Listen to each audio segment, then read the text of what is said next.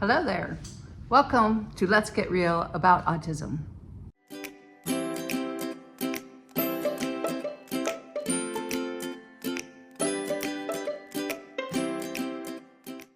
Thank you for watching my channel. When I created this channel, I wanted to discuss all the medical issues that those with autism have and will face in the future. And it turned into something much larger than I expected. So I'm changing the name. Navigating MIA, the medical implications of autism. Let's get into it.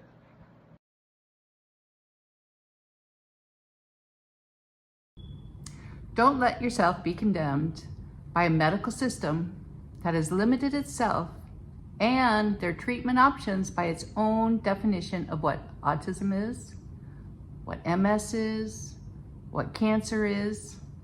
If the definition of the illness is wrong, then their focus of the treatment options will also be wrong. Our plight is not just the incurable disease, but the definition of what the disease is and cause. Maybe that's why we haven't had improvements in cancer, and diabetes is skyrocketing, and other chronic illnesses are also skyrocketing and not leveling off anytime soon. My name is Sheri and I have an older son with autism. He became very sick about 6 years ago and regressed yet again. His first regression was started before he was 2. We worked very hard to get him to where he was at 19 when we regressed again. But the fact is, he's always been sick. His body just gave out at 19. And we have been fighting really hard to get our way back. And I believe much of this happened as a wake-up call to me, telling me not to settle for just the gains we had so far, but that there was much more work to be done, and that now that I know it's an illness, he can get so much better. So I really struggled with this episode. First, I'm moving, so my life is all over the place and everywhere, but it was really important for me to get this episode out. This topic is so important, and yet I'm so frustrated as I get onto my normal social groups, and inevitably someone always says, there are no cures for autism. Nobody has healed their child. Nobody gets better. I mean, they might get a little better, but not really. And this is simply not true. I've heard plenty of parents talk about how they healed their child. And while not everybody is healed, a great number of them have greatly improved. Does it mean that we shouldn't try? When you encounter somebody like that, just run for the hills, because you don't need that Debbie Downer spewing untruths. The other reason is words mean things. You are the creator and visionary of your future. And you are not on this road by accident. The worst thing that someone can do is say, oh, you can't get well, or I can't get better, because most likely that will be your future. So what are you going to do? Are you going to look for an educational program or a therapy to get your child into when they are whacked out of their mind? Or wait 6 months for the next latest and greatest doctor to get you out of this mess? I can tell you, there is no easy pill or shortcut. There is no doctor that's going to come along and give you the pill and poof, your problems go away. There has to be real action and real accountability. We didn't get into this problem overnight, and we won't get out overnight.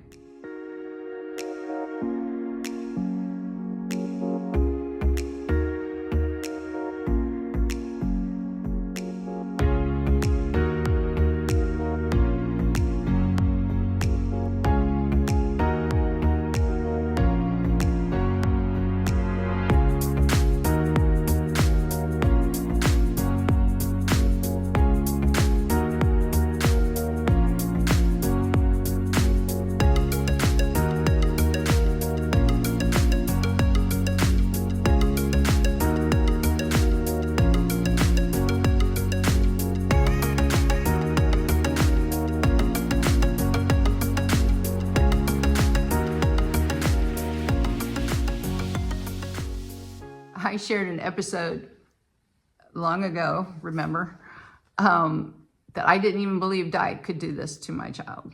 I had other kids and it's like, this is the most ridiculous thing I ever heard. And I was proven wrong. They told me to take a food away and give it back to him one food at a time. He'd be on the floor screaming, giving a screaming fit every time I would give him something different. So I do know food does do that to them. And can you just start cold turkey tomorrow? No, I didn't do it that way either. My son was very difficult to deal with. Another funny story. I have many funny stories. Not so much, but kind of. When my son was eating, I think he was about 5 or 6. And of course, he loved what everybody else loved, right? Chicken nuggets, French fries, fish sticks. And so when I first started trying to change the diet, I would put a green bean just next to his food. And within a minute, the whole tray, everything would be on the floor. He's not going to have any of that. So we went on for several days and tried this. Again, just keep putting the green bean, hoping he would get used to the green bean. Never happened. On the floor again. So finally I had enough. So I picked him up and actually held him down while I put the green bean in his mouth. And I'm lucky I still have a finger from that point. But I did, and he lived. And from that point, not only would he eat the green bean I'd put on there, but then I would try a couple different things like a little tomato or something else. And he would eat them without giving me any fuss. And I think it was some kind of fear or phobia of the food, but it worked. So like I'm telling you, we all have to have our starting point. Then it can be far as starting to substitute a few of these foods till you can, gradually make the change into a good diet. I believe autism is mostly caused by infections, toxins, pathogens, and parasites. Keeping that in mind, the best diet is one that does not feed our pathogens, all the while helping to nourish our bodies. So after all that ranting earlier, in case you haven't guessed, this is episode 1 of diet.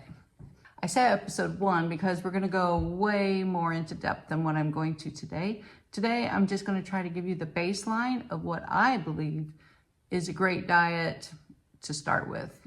And then according to your child and their needs, you can add on to this. But for my son, the best diet was a high fat, low carb, not completely no carb, but very low carb and low sugar diet. Why is that, you say? I and other very well educated people believe that infections, including parasites, are often the cause of chronic illness today. There are some caveats to this, but I'm not going to go into that on this episode as well.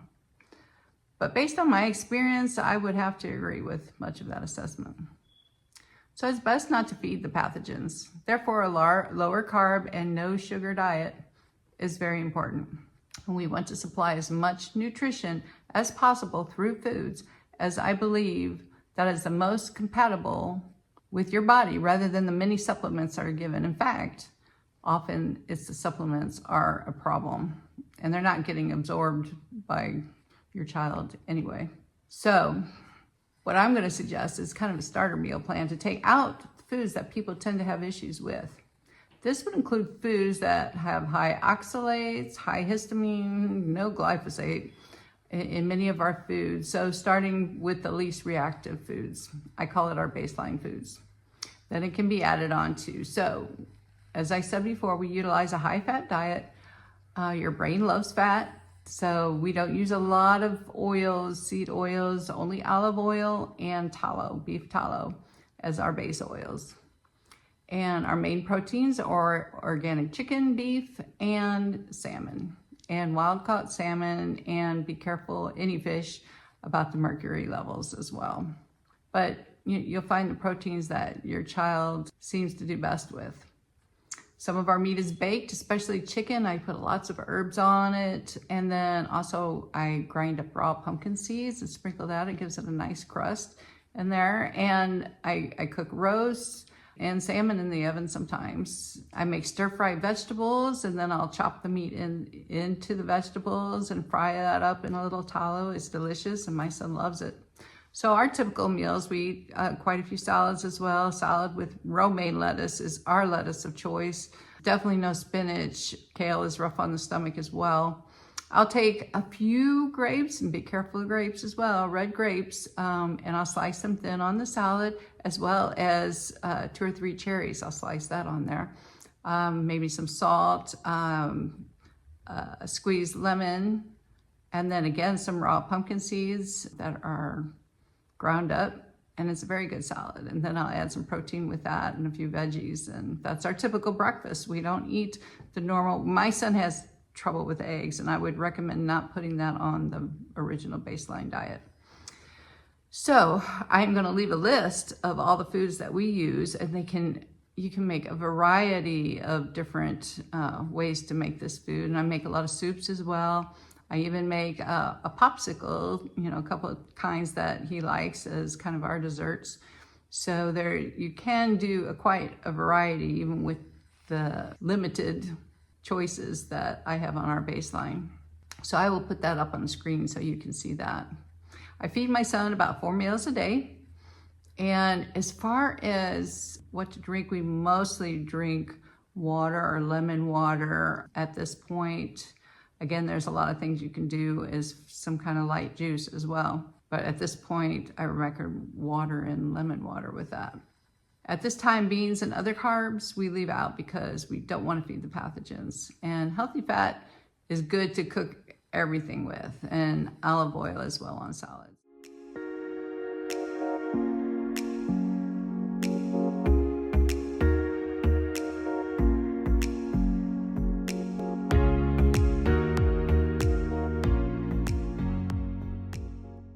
You'll see major improvements with this diet. Right now we eat about 50% raw, 50% cooked foods also, and always grain-free, dairy-free, and healthy fats. Everything should be unprocessed, nothing in a box. And I know many of you are thinking, oh, this is impossible. Well, first it's not. With a little planning, a lot of prepping can be done the night before, and even some of the cooking can be done the night before. When I make my son's breakfast, I also pack away the next 2 meals. So the next time I'm in the kitchen is at dinner, and I'll make dinner and start prep for the next day. And it does not take all my time in the kitchen. Once you set a routine, it's quite manageable. I used to work a lot and have to cook his meals as well. And I know it can be done. And I wanted to put this in a little different perspective. I know you want your child to get better. Am I going to tell you your child won't really get better unless I change the diet? For many of us, the answer would be yes. These kids, for the most part, have an autoimmune condition. If you continue on the carbs, bread, dairy, you most likely will not improve. And more important yet, your food is the most important medicine you will take. Some can mitigate the damage and reverse the symptoms by food alone. Some need more than diet, but does not make diet any less important. And I know caring for those on the spectrum, well, depending on the severity, the caregiver often has no life beyond caring for their child. I know this. I've been there, and in ways I still am. But you owe it to your child, and in turn yourself, to give your child or yourself every opportunity to heal. If you don't change the diet, then you are handicapping yourself and your child. I'm that serious. But these kids, they can't fight for themselves. Many can't even speak for themselves. Honestly, I could not live with myself for not trying everything out there to help my son. I firmly believe he can have so much more quality of life than he has. And now there's so much more information out there. And many kids are doing a lot better. That should totally inspire you. And know that there is healing for these kids. Instead of the curse by the medical establishment that my child has autism, take him home, do what you can because there is nothing you can do, we do have hope. Again, don't be condemned by a medical system whose definition of your illness is so narrow that they have no treatment options because their definition is wrong. I know you guys can do this. Please don't eat another McDonald's French fry. I cringe when I hear this. I won't even eat their fries. And now, I know I've been talking about the life-changing improvements food can have on your child, but really, the change has to start with you. Now that you know there is healing out there for your child, your determination should never waver. Never. Will you make mistakes? Yes, plenty. Part of the reason I'm here talking about this is the waste of so much time and money seeing this doctor and that doctor. I mean, literally, I've lost count, between 20 and 30 doctors or more. There's so many. I really never have met a doctor that had a grasp on the entirety of all the systems involved with our kids.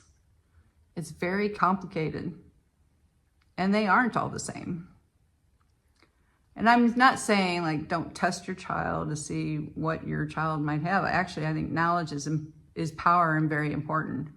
But so often the doctors will test and test and test, but they don't know how to treat it. Once you test positive or whatever, they don't know what to do with that.